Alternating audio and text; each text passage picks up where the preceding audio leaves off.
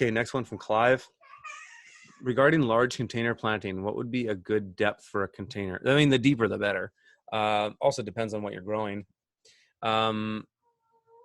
Any container growing I do is never in anything less than, like, if it's going to be grown to full maturity, whether that's a marijuana plant or a tomato plant or a cucumber plant, I would never do anything less than 18 inches deep, basically.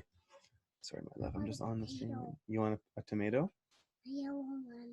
A yellow one? I didn't harvest any yellow ones. I just got ox hearts and romas. No, you don't.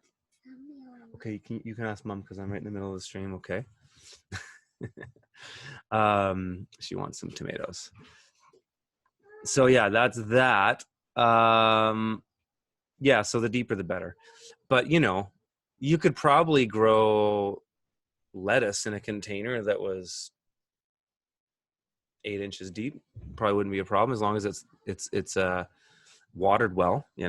That's the biggest challenge with container growing is if you don't water them, they dry out so fast, because especially if the sun beats on the containers, it's just that much light and heat heating that soil up and evaporating that water out. So container gardening generally just consumes a ton more water.